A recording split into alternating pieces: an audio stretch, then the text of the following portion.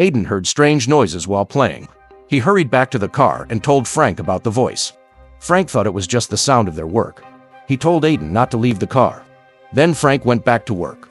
Frank's job was making drugs in an abandoned mine. Just as they were about to leave, a strange sound came.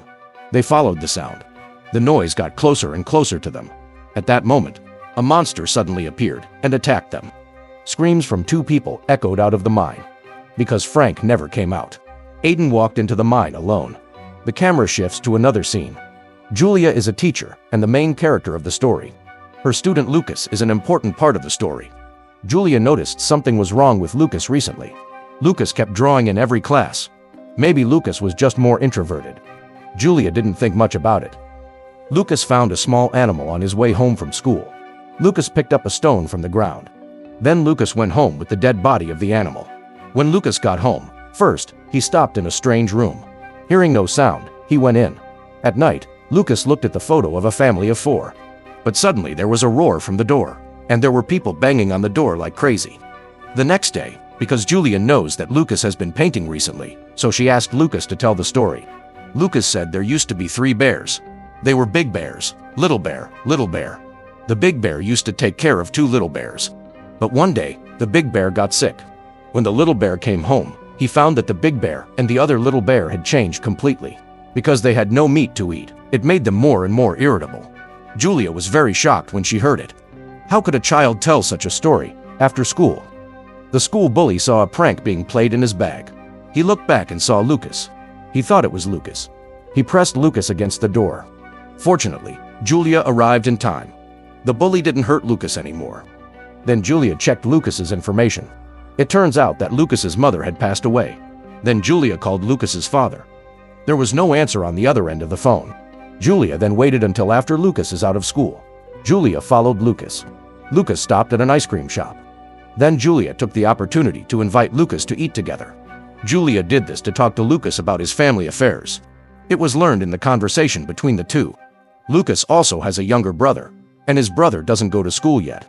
He spends all day at home with their father. When Julia asked about Lucas's father, Lucas chose to refuse to answer, and Lucas stood up and walked away. The story Lucas told before was what happened in his own home. And the boy at the beginning of the movie is Lucas's brother. As for why Lucas's father is still alive, because Julia still thinks it's weird. She drove directly to Lucas's house. After Julia arrived, she knocked on the door first, but no one responded to her. But after a while, the door opened on its own. Julia hadn't gone in yet. There was a sudden crash inside. Julia was terrified and quickly drove away at night. Julia pieced together Lucas's words. Suddenly, Julia's police brother, Paul, came over. Then Julia asked Paul about Lucas's father. It turns out that Paul has known this person for a long time because Lucas's father is a known drug dealer. Paul has bumped into him many times. But they took into account that the child had no one to take care of him. Every time they caught him, they let him go. Julia also said that she went to Lucas's house and heard some strange noises. Paul was very angry after hearing this, because it was too dangerous for Julia to go alone. The camera shifts to another scene. Lucas seemed to be preparing some food. Then Lucas went to the attic with the food. Lucas just put the food down. A monster suddenly emerged. The monster didn't attack Lucas. Instead, it ate the raw meat on the plate.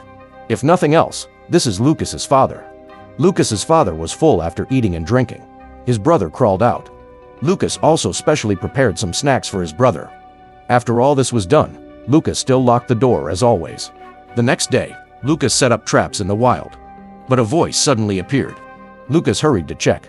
He saw a man find a human body. The man was stunned for a while, and then he left the place. At the same time, Julia searched through Lucas's desk. She showed Lucas's drawings to the principal. Julia believed that the reason Lucas could paint this kind of picture was because he was abused. The principal was also shocked when she heard it. She said to Julia that when she has time, she will definitely go to Lucas's house to take a look. Julia saw Paul after work, so she asked Paul what happened. Paul said a sheriff found part of a man's body in the forest. The other half was found in a coal mine. They initially believed the person was killed by a large animal. After Paul finished speaking, he went to the sheriff. This sheriff is the man Lucas saw before. That body was likely Lucas's father's colleague. At night, Lucas brought snacks to his brother again, but his brother vomited blood after eating. Lucas was frightened and quickly walked out. His younger brother must have been infected by their father, so he couldn't eat normal food. Paul also noticed something unusual. The medical examiner believed the man was killed by an animal. But this was an animal the forensic team had never seen before. Even stranger, there were human teeth marks on the corpse's arm. Paul was baffled after hearing it. He didn't know what kind of case this was. The scene shifts to the principal. She went directly to Lucas's house. Just like Julia, she knocked on the door first. Seeing no response, the principal opened the door and walked in. As soon as the principal entered, she was hit by a strong stench. She kept going and found a strange door. Inside, he heard the cry of a child.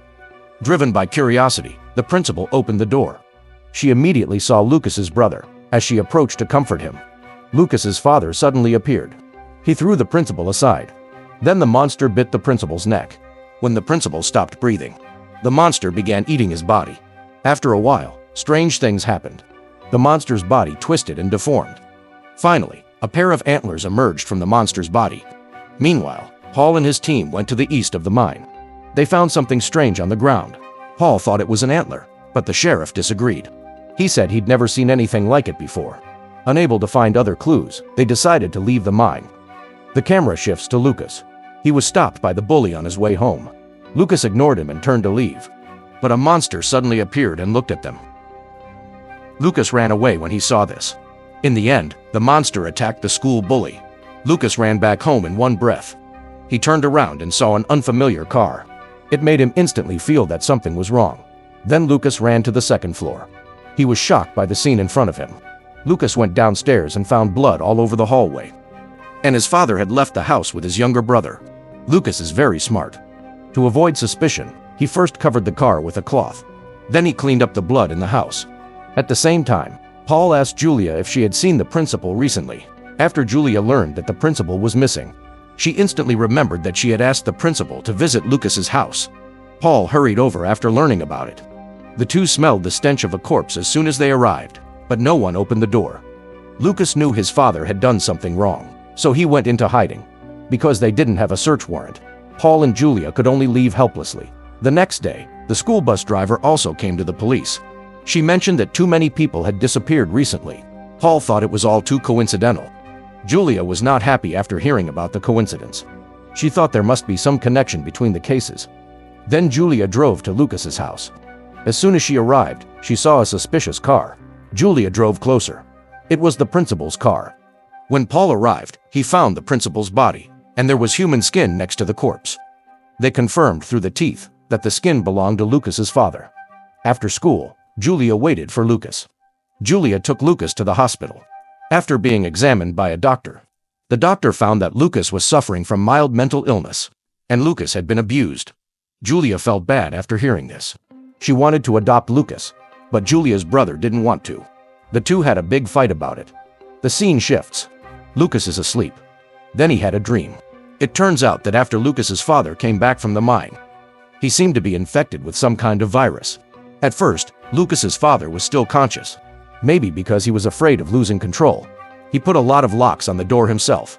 He told Lucas to lock him in. And no matter what happened, Lucas was not to open the door. But one day, Lucas opened the door. By then, his father had lost consciousness. The man directly grabbed Lucas's brother. The next day, Paul took Julia to visit the natural pass. Julia first showed him Lucas's drawings. The man took out a book after reading it. It included information about the antlers found in the mine. He thought the creature from the mine was the one in the book. This creature was called the maneater. Its stomach was described as a bottomless pit. It was said to always search for victims. Paul found it ridiculous after hearing this. He thought it was just a myth. The man also said that to kill the creature, its heart must be destroyed. That was the only way to stop it from finding a new host. After learning this, the two returned. After a while, someone called Paul. They said a body had been found. Paul learned from his colleagues. The body belonged to the school bully. The medical examiner said the child had been bitten in half. Despite this, Paul still didn't believe the creature existed. Julia was speechless after hearing this. She asked Paul to take her to the hospital. Then Julia took Lucas to her home. Paul was afraid Julia might encounter danger, so they had colleagues patrol the house. In the room, Julia told Lucas that his father had died. But Lucas said his father was not dead. He said his father had been reborn, and he was still with his brother. Lucas also said his father would come to find him. He would take him into the mine. Just then, a strange sound came from outside. Colleagues outside also noticed something unusual. They quickly called Paul. They thought there was something in the shed. So Paul walked over cautiously. Seeing this, Julia quickly took Lucas to hide. When the man entered the house, he saw a child, but a monster suddenly appeared. It directly drove its claws into the man's body. The man stopped breathing. After a while, Paul rushed over, while Lucas ran out when Julia wasn't paying attention. As soon as Paul entered, he saw his colleague's body. When Paul looked at the child, the monster reappeared. It directly threw Paul across the room. The child seemed to be summoned by his father. He stood up and walked away. Paul wanted to call for support, but his pager was broken. After hearing no movement, Paul thought the monster had left. But the monster appeared again. Fortunately, it didn't hit Paul. Paul picked up a weapon and fought back. After the monster felt pain, it released Paul. Paul caught his breath. The monster delivered a final blow to Paul. Then the monster turned and left. Julia came out after hearing silence. Julia realized her brother had quickly bandaged Paul. Julia told Paul she was going to the coal mine to find Lucas.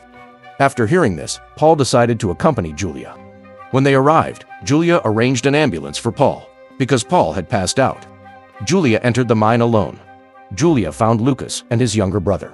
But Julia glanced to the side. The monster was eating animal carcasses. The monster turned around and spotted Julia. She saw a human face on the monster's head. Julia was terrified. She picked up the rifle and shot at the monster. The monster swatted the rifle away. It knocked the rifle out of Julia's hands. Just as Julia picked up the pistol again, the monster suddenly appeared behind Julia. It struck Julia again. Julia crawled to the side and lit a flare. The monster seemed to fear the light. It didn't dare to approach Julia. Then Julia picked up an iron rod and stabbed it into the monster's body. After all, the monster's weakness was its heart. No matter how much Julia attacked, the monster seemed unaffected. Just as the monster was about to attack Julia, Lucas stabbed the monster's heart with a knife. The monster collapsed silently. Julia knew the creature wouldn't die so easily. She cut open the monster's body with a knife. Julia dug the monster's heart out. Before they could feel relieved, they heard screams. The monster had transferred itself to Lucas's brother. Julia walked toward the younger brother with the knife. When Lucas saw this, he tried to stop her. Lucas believed his brother was just sick. But under Julia's convincing, Lucas stepped aside. In the end, Julia had to kill Lucas's brother. The scene shifts.